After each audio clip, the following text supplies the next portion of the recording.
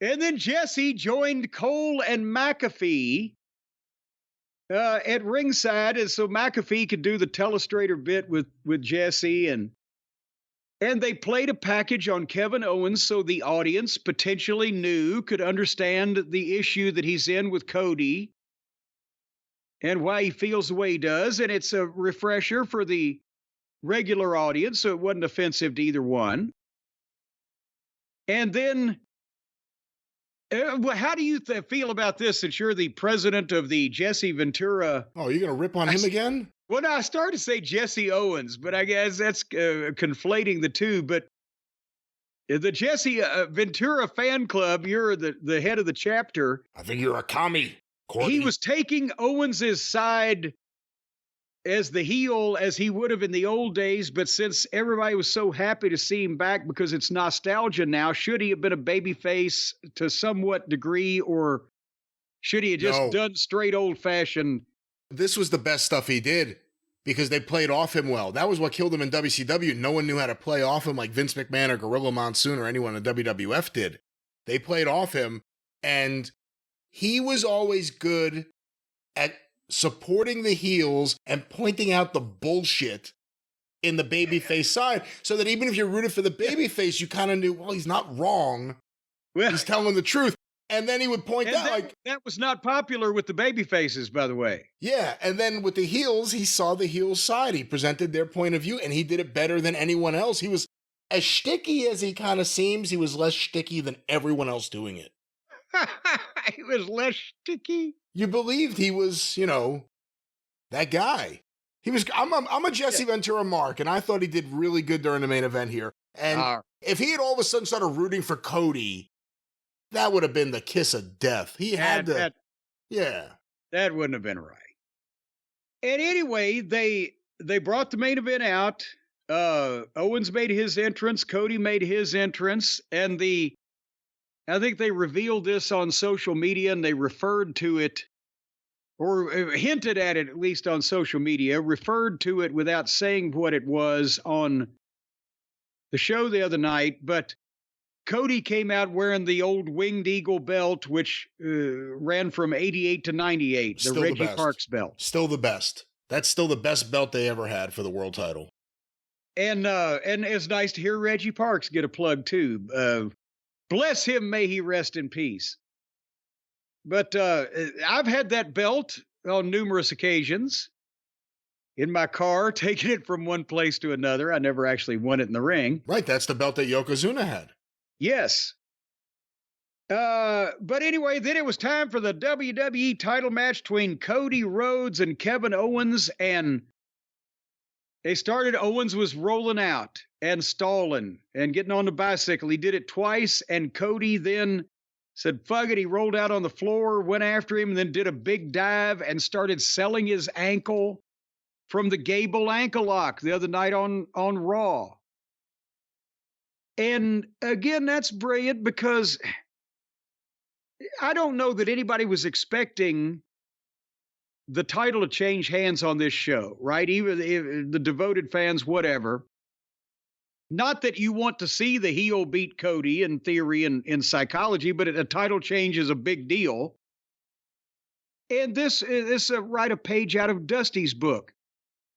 Cody seemed to be the dominant guy from the way that they've been presented. So you give the dominant babyface a fucking weakness that the heel can work on. And oh my gosh. And then the people start thinking, well, is this his out? Are they going to explain that he lost because of this? And you're just creating a little doubt as the match goes on. And as annoying as the fucking fat son of a bitch is, Owens can work when he wants to. And they kept this thing going. This was like a 90s television show match, rather on the Raw Monday Night Wars, rather than the pace you see today. And they were cooking. And I'm not going to give you the blow by blow, but they did a great job of going back and forth, getting a big move and a 2 count, and then letting it breathe, and then another false finish. And I thought it was a good match overall, and they didn't have to go too long. They didn't ring the bell till like 15 minutes on the air. And then finally, Owens shoved Cody into Little Nate, referee Charles Robinson. Boom, and Charles goes down and rolls out on the floor, and then Owens hits a stunner and has the cover, but there's no referee. And he's got him. There's no referee. And finally, the second referee runs in, starts the count 1, 2, and he kicks. And fucking Owens is hot. Like, God damn it. God damn it. Cocksucker. Sound like Brute Bernard now. So Cody went for the cutter and wiped out referee number 2 when Owens moved out of the way. And then Owens posted Cody and went got a chair and swung at him, but Cody ducked it and hit him with a cutter. And then grabs him for the crossroads and looks down and sees the chair there. And I mean, they even put the gimmicks in the perfect places. And he gives him the crossroads on the chair, boom, and cover, and Charles Robinson is back up by that point. 1, 2, 3. From the floor. Charles Robinson's on the floor counting the ring. Well, yes, but he was back up on his feet is what I'm trying to say. Yeah. But he saw they were right next to the ropes, and there he saw it. It was in front of him. Boom. The positioning. Everything they did, and they had to wipe out 2 referees, but they didn't botch any of that. Everybody was in the right place. And then when they worked their last spot, the chair ends up right there, and he planted him on it perfect. And then they're right in front of Robinson on the floor where he can just stand up and count, bing, bing, bing. The babyface had a weakness to create doubt, but they did a roller coaster with false finishes, and then back and forth with the referees. Oh my God, there's a second. Oh, he's down. The first one's back. And the babyface won, but the heel has a bitch. He had an out. So I love this one too. Before we talk about what happened off the air, what did you think of what happened on the air? I enjoyed it. Good main event. I enjoyed the commentary with Jesse Ventura there. I enjoyed the look and feel of it. It felt different than Raw and SmackDown, and that's what it needed to do. Very much enjoyed it. Okay, now... Good match. Did they run long on time, or did they mean to do what they did after the show went off the air?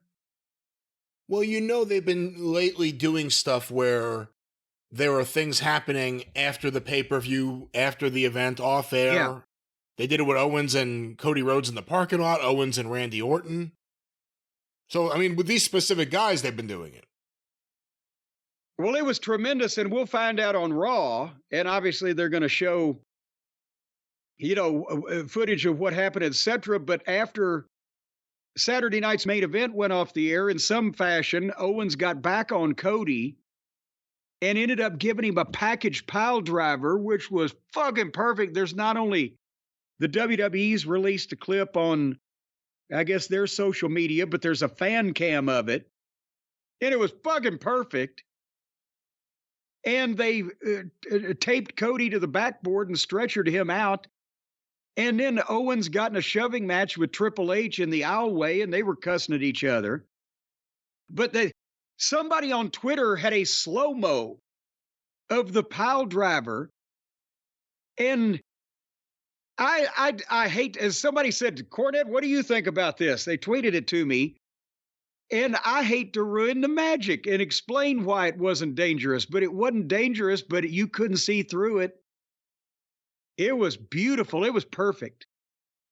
So.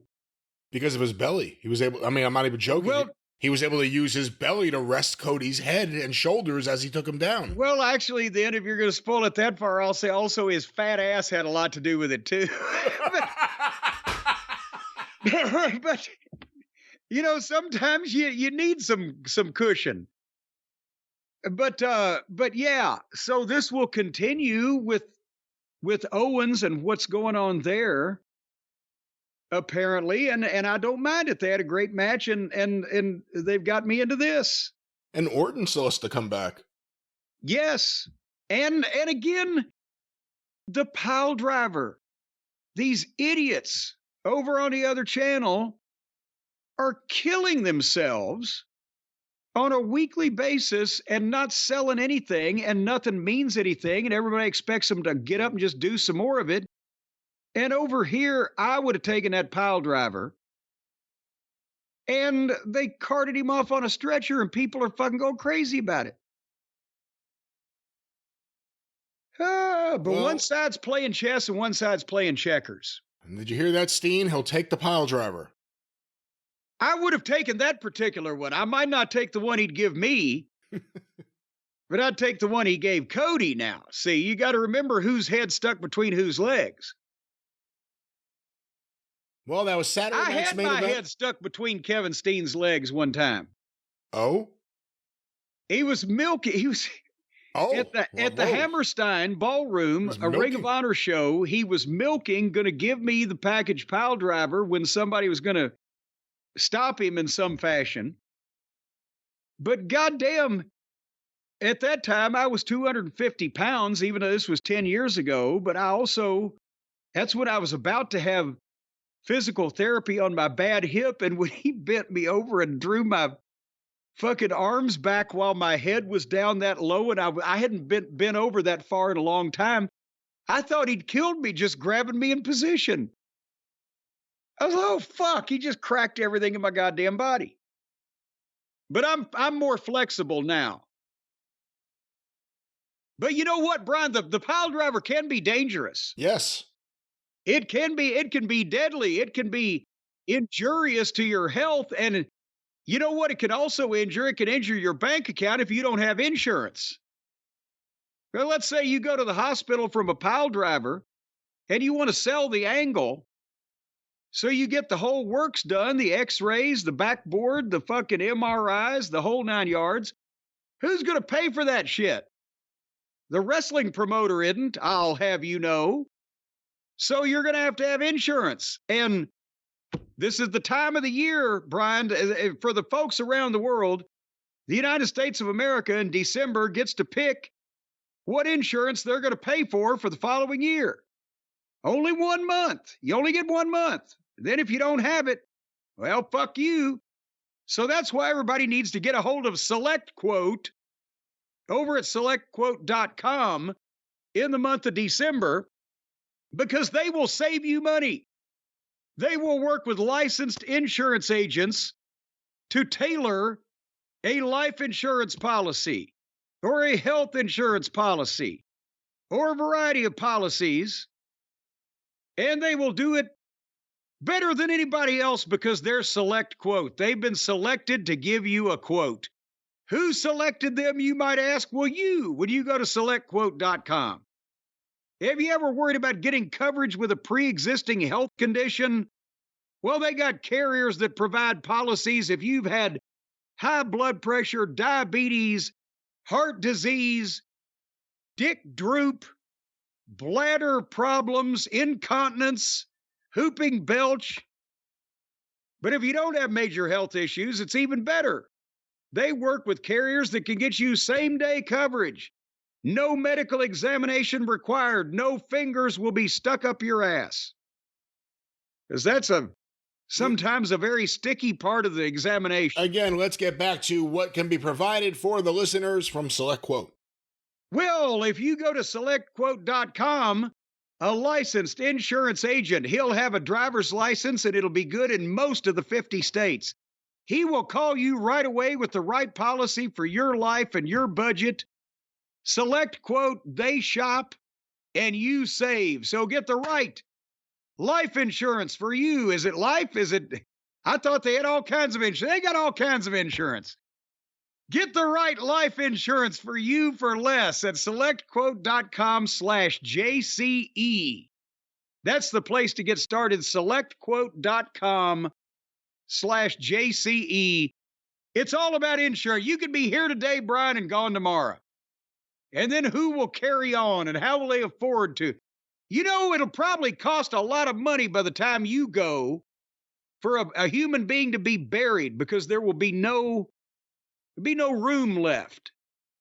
See, I'm going to get in the nick of time, and I've already purchased my real estate. But you, Brian, By the time you're gone, they're going to be burying people standing up in shoeboxes in a subway. I want to be shot into outer space. Well, we could all hope, but it probably won't happen anytime soon. SelectQuote.com/JCE to get the right life insurance for you. That's right, they're there for you. SelectQuote.